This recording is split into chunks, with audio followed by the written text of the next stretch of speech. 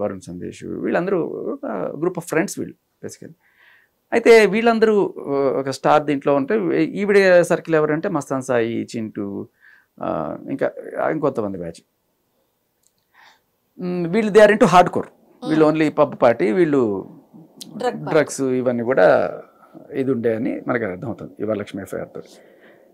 ఇదేమైంది తర్వాత పోను మేబీ 2014 జనవరి 1 ఆ టైంలో అనుకుంటా ప్రపోజ్ చేయడము, ఈవిడ ప్రపోజ్ చేయడము, ఆయన ప్రపోజ్ చేయడం, మొత్తానికి ఇద్దరు ఇంటూ రిలేషన్ అన్నట్టుగా మనకి తెలిసింది. అంటే అక్కడ బాయ్ ఫ్రెండ్ ఇది నిజమే అయింది కదా, అనుమానం నిజమే అయింది కదా. నిజమే అవుతుంది. అంటే అప్పట్లో ఈవిడికి ఒక క్రష్ ఉండిందేమో రాజ్ తరుణ్ మీద. సో తర్వాత అంటే ఆయన తర్వాత ఇంకా కొంతమంది ఉన్నట్టుగానే తెలుస్తుంది మనకి కొన్ని ఆధారాల వల్ల. వాళ్ళ పేర్లు అవన్నీ ఎందుకు లేండి, బట్ ప్రస్తుతం దట్స్ ఓకే. అంటే బాయ్ ఫ్రెండ్ తో రాజ్ తరుణ్ కొట్టించింది, తర్వాత రాజ్ కొట్టించలేదు పాపం, ఓకే ఆయనే ఎన్వి అయ్యాడు, ఓకే కొట్టాడు. తర్వాత ఆయనే ఎందుకు నా గర్ల్ ఫ్రెండ్ తో మాట్లాడుతున్నారో నువ్వు ఊరికే అని చెప్పి కోపం తెచ్చుకుని కొట్టాడు. ఓకే తర్వాత రాజ్ తరుణ్ ని ప్రపోజ్ చేసింది, ప్రపోజ్ చేసిందో మరి ఆయన చేశాడో మనకు తెలియదు. మొత్తానికి వాళ్ళిద్దరి మధ్య ఒక రిలేషన్ అయితే స్టార్ట్ అయింది అరౌండ్ 2014 జనవరి 1. అప్పటిదాకా ఊరికి అప్పుడప్పుడు ఫ్రెండ్లీగా they are seeing each other ఆ టైప్లో అనుకోవచ్చు. తర్వాత స్టార్ట్ అయింది. స్టార్ట్ అయిన కొన్నాళ్ళకి కలిసి ఉండడం, అట్లా వస్తూ పోతుండడం. అప్పుడు ఎప్పుడో రకరకాల ఇళ్లలో ఉండేవాళ్ళు. ఇప్పుడు కోకాపేట వెళ్ళ కాదు, అది వేరే ఇంట్లో ఉండేవాళ్ళు. వాళ్ళిద్దరు కూడా జంతు ప్రేమికులు, ఒక్కొక్కరు కొనుక్కోవడము, అవన్నీ పెంచుకోవడం ఇట్లా. సో ఈవిడ చాలాసార్లు వాళ్ళ నాన్న వాళ్ళు కూడా పరిచయం చేశాట రాజ్ తరుణ్. సో అప్పట్లో అమ్మాయి బాగుందిరా, పెళ్లి చేసుకుంటే బాగుంటుందని వాళ్ళ నాన్న వాళ్ళు కూడా అనుకున్నారట. కానీ ఈవిడ ఎప్పుడు రిజెక్ట్ చేసేది, నాకు పెళ్లి గిల్లి అటెండ్ అంత ఇంట్రెస్ట్ లేదని చెప్పి. సో ఆ రికార్డ్ కూడా ఉంది నా దగ్గర. యాక్చువల్లీ వీళ్ళు అడిగారు, రాజ్ తరుణ్ కూడా కొన్నాళ్ళు అడిగినట్టుగా సమాచారం. అప్పట్లో 2014-15 దాని ఆవిడ వద్దు, నాకే టెన్షన్ పడవని చెప్పని అడిగా. తర్వాత ఆఫ్టర్ ఒక 2 ఏళ్ళు ఆ టైంలోనే 1.5 year తర్వాత she moved on with somebody, Chintu. ఆ తర్వాత చింటూ ద్వారా, చింటూ కన్నా ముందు ఒక ఆయన పరిచయం, ఆయన పేరు సరే సంబడి, ఒక స్పెషల్ ఒక వెరీ కీలకమైన పర్సన్. ఈ మస్తాన్ సాయిని చింటూని పరిచయం చేసింది ఈయన.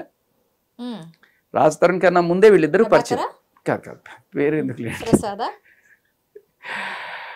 మగధరిత్రి పేరు కదా చెప్పేసుకోవచ్చేమో, పెద్ద ప్రాబ్లం ఏమి ఉండదేమో. బట్ ఆయనకి నేను మాట ఇచ్చాను చెప్పనని. బట్ ఆయన చెప్పుకొచ్చాడు ఒక రోజు నాకు ఫోన్ చేసి. ఎందుకంటే ఆయన ఎప్పుడు he's not involved in any drugs or anything యాక్చువల్గా. అంటే ఎటువంటి పాప పనుల్లోనూ ఆయన పేరు లేదు. ఆయన ఏదో మందు పడతాడు, సిగరెట్ తాగి ఏడో మొదలు పడుకుంటాడు, ఏదో ఆయన బాధల్లో ఆయన ఉన్నాడు తప్ప. ఆయన ఒకరోజు ఫోన్ చేసి చెప్పాడు, భయ్యా మీరు ఇప్పుడు ఏదో రీసెర్చ్ చేస్తున్నారు అనుకుంటున్నారు, అసలు ఈ కథానికి మూలం స్టార్టింగ్ అంతా నేనే, ఆ పాపాత్ముడు నేనే. ఈ మస్తాన్ సాయిని చింటూని ఈ అమ్మాయికి ఇంట్రడ్యూస్ చేసిందే నేను. సో కొన్నాళ్ళు చింటూతో ఫ్రెండ్షిప్ ఉన్న తర్వాత మళ్ళీ చింటూతో ఏదో బ్రేకప్ అయిందో, లేకపోతే మస్తాన్ సాయి తర్వాత వీళ్ళందరూ ఇట్లా ఒకళ్ళ తర్వాత ఒకళ్ళు అట్లా బ్రేకప్లు అయిపోయి ఆవిడ ముందుకు మూవ్ అవుతున్న టైంలో అప్పట్లో Raj Tarun still she's friend. Breakup అయిపోయినా కూడా లైక్ బ్రాడ్ మైండెడ్, కలుస్తుంటారు, ఫ్రెండ్షిప్ చేసుకుంటారు. బ్రేకప్ అయితే బ్రేకప్ ఓకే, దాని గురించి మనలాగా అంటే నువ్వు నాశనం అయిపోవాలి అట్లా అనుకునే బ్యాచ్ కాదు. కొంత రాజ్ తరుణే కదా బేసికల్. బ్రేకప్ అయిపోయిన తర్వాత కూడా కలుస్తున్నా కూడా హాయ్ హలో అని చెప్పి పలకరించగలిగే సంస్కారం అంటే కొంచెం బ్రాడ్ మైండెడ్ అనే చెప్పాలి, అంతే కదా. ఏమన్నా ఈ ఏళ్ళు అప్పట్లో అయితే పోతే నువ్వు నాకు కనపడదు, నీ మొహం నాకు చూపించుకో అని చెప్పి పోతుంటారు కదా. సరే అప్పుడప్పుడు కలుస్తుంటారు అనుకున్నాం. ఆ తర్వాత కొన్నాళ్ళకి రాజ్ తరుణ్ కోకాపేట విల్ల, అది కూడా పాపం అతనికి ఏదో 2 సినిమాలు 3 సినిమాలు చేసినప్పుడు ఆ రెమ్యూనరేషన్ తీసుకుంటే నువ్వు మొత్తం చేస్తావు, దానికి ట్యాక్స్ వీక్స్లో అవుతుంది, దానికన్నా ఇల్లు తీసేసుకోవాలి అని చెప్పి ఆ ప్రొడ్యూసర్ శంకర్ గారు ఇచ్చినట్టున్నారు. దానికి రెమ్యూనరేషన్కి ఈక్వల్గా ఇది ఇచ్చారు అప్పట్లో 5 కోట్లు ఎంతో ఆ విల్ల. సో అలా ఆ విల్లా తీసుకున్న తర్వాత ఈ అవుట్ ఆఫ్ రెస్పెక్ట్ అంటే అప్పుడు నేను ఇల్లు ఏమీ లేనప్పుడు ఇచ్చింది కదా అనేదంటే ఆవిడ కొంచెం కొన్నాళ్ళు ఏదో గెస్ట్గా ఉన్నప్పుడు మెల్లగా ఆవిడ అక్కడికి వచ్చి తన కార్యకలాపాలు మొదలెట్టింది. ఫ్రెండ్స్ని పిలుచుకుంటూ ఉండేది. రాజ్ తరుణ్ అంటే మీరు నంబరు, ప్రపంచంలో ఇటువంటి మనుషులు ఉంటారా, ఇంత మంచితనం ఉంటుందా అని చెప్పి. సో రోజు పార్టీలు ఇది. తర్వాత మెల్లమెల్లగా రాజ్ తరుణ్ ఏంటి అని అడిగినా కూడా, రే గుర్తులేదా నీకు తిండికి తికానా లేని రోజున నేను నిన్ను తీసుకొచ్చి ఇక్కడ నా దగ్గర పెట్టుకున్నాను రా, ఇప్పుడు నువ్వు పెద్ద స్టార్ అయిపోతే ఎవడికి గొప్ప, ఇటువంటి ఎమోషనల్ బ్లాక్మెయిలింగ్ డైలాగులు ఉండే. సరే ఉండే చేసుకో. ఓకే, ఇలాంటి డ్రగ్స్ పార్టీస్ జరుగుతున్నాయి, ఇలాంటి ఇవి జరుగుతున్నాయి అనేటప్పుడు ఫ్రెండ్ అయితే పక్కన పెట్టచ్చు, అది సొసైటీకి తప్పు తీసే ఒక ఇష్యూ. అలాంటి ఇష్యూలో రాజ్ తరుణ్ పోలీసులను ఎందుకు అప్రోచ్ అవ్వలేదు? మీరు ఈ విషయాన్ని రాజ్ తరుణ్ ఎందుకు అడగలేదు? అడిగాను.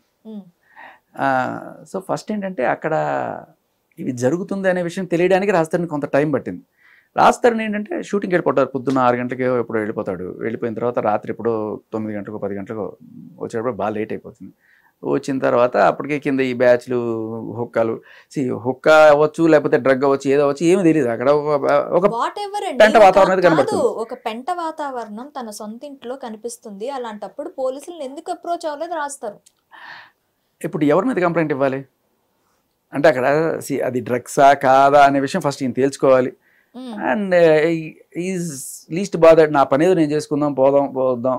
అండ్ ఈ పెంట అంతా పెట్టుకుని ఇప్పుడు మీరు అంటున్నారే పెంటను క్లీన్ చేస్తే ఎందుకయ్యా మీకు పెంట అని అంటున్నారు కదా, అదే అనుకుంటాడు ఆ రోజున రాజ్ తరుణ్ కూడా. నాకు ఎందుకు ఈ పెంట, ఏదో కరెక్ట్. కానీ అంటే మీకు ఆ కాల్ మీరు వినలేదేమో. ఆ మనిషి థియరీ ఏంటంటే ఒక పక్క రాజ్ తరుణ్ కొడుతూ ఉంటుంది, ఏవో అవార్డులు ఏవో వచ్చాయి, రాజ్ తరుణ్ అవార్డులు తీసుకొని పట్ట కొడుతుంది, గ్లాసులన్నీ పగలు కొడుతుంది, పచ్చి బూతులు తిడుతుంది, ఎంతమందితో సంసారం చేస్తే నీ తల్లి నువ్వు పుట్టావరా అంటుంది. ఇంత నీచమైన మాట్లాడుతూ ఇంకో పక్క మీ పని చెప్తాను చెప్పి 100కి ఫోన్ చేస్తుంది. హలో సార్ ఇక్కడ నాకు ఎంత ఆన్ రికార్డ్ ఉంది, మీకు వినొచ్చు. అయితే ఇది రాజ్ తరుణ్ ఎందుకు రికార్డ్ చేశాడు, రాజ్ తరుణా లేకపోతే వీళ్ళల్లో ఎవరైనా సరే ఎందుకు రికార్డ్ చేస్తారు అంటే ది హ్యాస్ బికమ్ అ రోజు daily issue.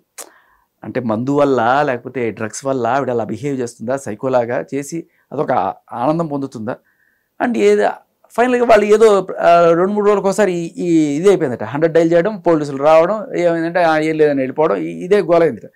So next time ఎప్పుడైనా సరే ఇటువంటివి జరిగినప్పుడు పోలీసులు వచ్చినప్పుడు భయ్యా ఇది విషయం అని చెప్పి వాళ్ళు వినిపించడానికో చూపించడానికో అటువంటి రికార్డింగ్ అనేది స్టార్ట్ చేశారు. మళ్ళీ ఎన్ని రికార్డులు అనేది అందులో ఒక రికార్డింగే బయటకు వచ్చింది.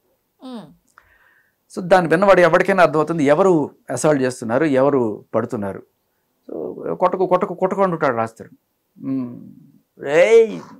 అసలు లాంగ్వేజ్ వింటే ఇంకా మామూలు సైకోలా ఉండదు. అది ఆర్జీవి గారు అవుట్ ఆఫ్ ఇంట్రెస్ట్ పిలిచి వినిపించమన్నారు, అన్ఎడిటెడ్ వర్షన్ వినిపిస్తే రాజ్ తరుణ్ బాహుబలి గారిని ఇంకా గొప్ప ఉంటారా, ఇంత పేషెన్స్ ఎలా ఉంటుంది మనిషికి.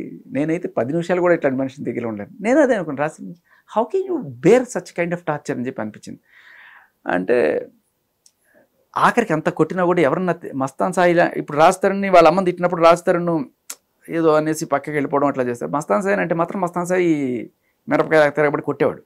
కొట్టినప్పుడు కూడా చెప్పేవాడు ఆడపిల్ల భయ పొట్టకు భయ అని చెప్పేవాడు. దీనికి రాజ్ తరుణ్ చెప్పుకుంటే వేరే రకం, ఎవడు గొప్పలు గొప్పుకుంటున్నాడు అనుకోవచ్చు. వీళ్ళిద్దరిని ఇంట్రడ్యూస్ చేసిన ఆ మొదటి క్యారెక్టర్ ఎవరు, అతను నాకు ఫోన్ చేసి చెప్పాడు, అక్కడ లైవ్లో ఉన్నాను భయ్యా నేను. వింటారా మీరు ఆ మాట? వినిపిస్తాను. నేను ఈరోజు దాకా ఎక్కడ వినిపించలే నేను, but this he's become too much. ఏంటంటే అతను చెప్పినవి ఆయన నాకు చాలా చెప్పాడు. చెప్పి నన్ను బయటికి లాక్కండి భయ్యా, నా పేరు బయటికి తీసుకురాకండి, నేను శాంతంగా ఉన్నాను. నేను చాలా రోజులు ఎథిక్స్ పాటించి ఇవన్నీ కూడా రాకూడదు బయటికి అనుకుంటూనే ఉన్నప్పుడు ఈ రోజున అతనికి జరిగిన అన్యాయం మీకు తెలీదు, తలుచుకుంటేనే బాధేస్తుంది.